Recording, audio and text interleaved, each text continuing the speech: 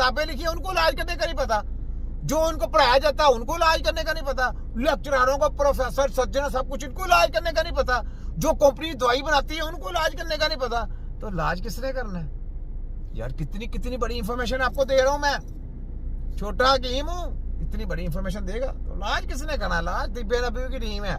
सुने ठीक है, क्योंकि ये बीमारी आपके जीन्स के अंदर होती है, इस वजह से इसको हम खत्म नहीं कर सकते।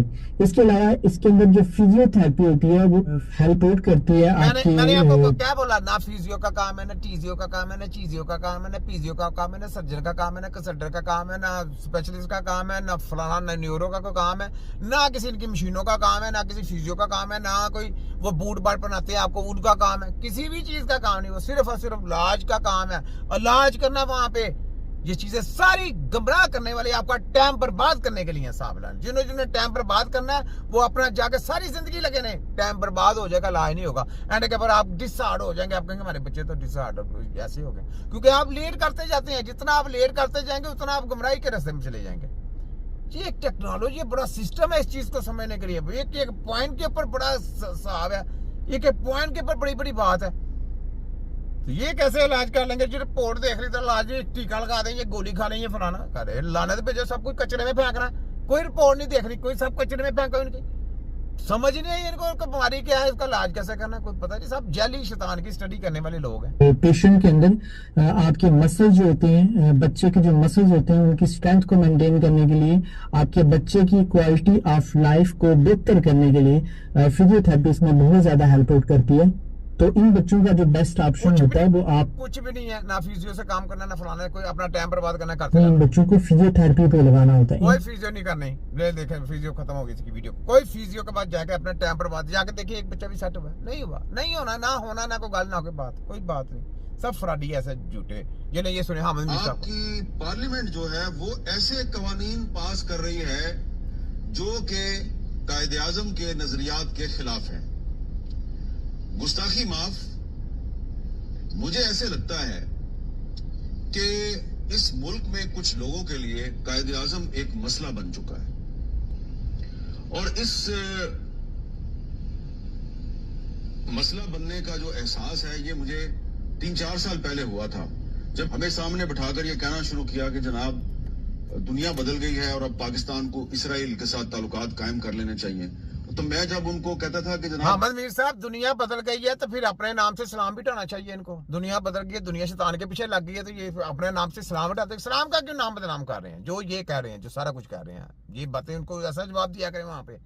तो फिर अपने नाम से शैतान, ये शैतान लिखाएं, इस्लाम हटा दें, और इनके शनाख्ती कार्डों के ऊपर शैतान लिखाएगा, शैतान के पुजारी जितने भी लोग ये सारा कुछ करते हैं, जो शैतान के रास्ते पे चल रहे हैं ना, जो शैतानी वार कर रहे हैं, जो कौमों को गुमराह कर रहे हैं, जो कौमों को गुलाम बन रहे हैं, इनको शैतान का नाम दे दें। इनके शैतानी, इनके आईडी कार्ड पे लिखें शैतान, जैसे मौलाना डिसलू है, इसके नाम के साथ लिखे शैतान। नवाज शरीफ का नाम लिखे शैतान, मरियम अरसोचाली का नाम लिखे शैतान, शबाजू कंजे के साथ लिखे शैतान, ये जितने इनके कच्चे छच्चे साहब के नाम साथ लिखे शैतान।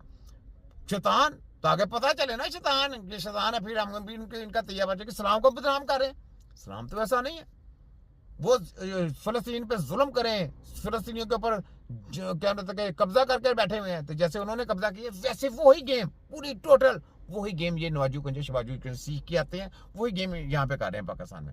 पूरा पाकिस्तान को इन्होंने फलस्तीन और इसराइल बनाना है। ये लिख लें मैं आपको बता रहा हूँ। तो इनके शनाख्ती कार्ड चेंज कर देंगे ना तो ऑटोमेटिक आवाम जो है ना फिर जागेगी। ये इन्होंने इस्लाम का लबादा उड़ा हुआ है, बस इनकी ऐसी गीत ऐसी। ठीक है, आगे सुने। आप कायदे आजम मोहम्मद अली जिन्ना ने अमेरिकन प्रेसिडेंट ट्रूमैन को खत में ये कहा था, इसराइल के बारे में ये कहा था, ये कहा, वो मुझे कहते थे यार तुम किस जमाने में रहते हो, वो दुनिया बदल गई। उस वक्त कायदे आजम ने जो कहा होगा वो सही था, अब दुनिया बदल गया, अब पाकिस्तान की जरूरत है इसराइल से ताल्लुकात कायम करना। तो उस वक्त भी मुझे ये एहसास हुआ कि इन लोगों के लिए कायदे आजम एक मसला बन गया है।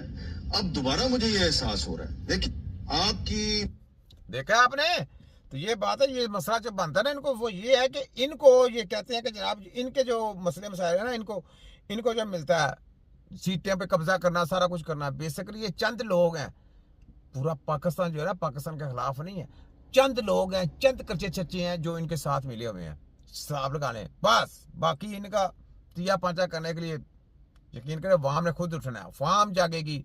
मैं दारों से कहता हूँ वाम के साथ मिल जाए, वाम के साथ मिल जाए। अगर आप इस्लाम अपने नाम के साथ मुसलमान रखा हुआ ना, तो मुसलमान की रिस्पेक्ट देखें, मुसलमान के काम देखें।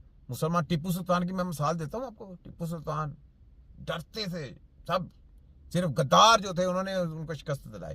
देखा, गद्दारों की वजह से टीपू सुल्तान की मौत हुई, लेकिन वो जहाद करना दिखा गए एक बार। चिंगारी जैसे इमरान खान ने देखे, अभी लोगों को बता दिया, शॉट दे दिया कि इस तरीके से आप गुलाम बन रहे हैं, गुलामी से निकलें। तो इस तरीके से गुलामी से निकलेंगे तो आप जहादी कराएंगे और अपने मुल्क के लिए फिर काम करेंगे आप, ठीक।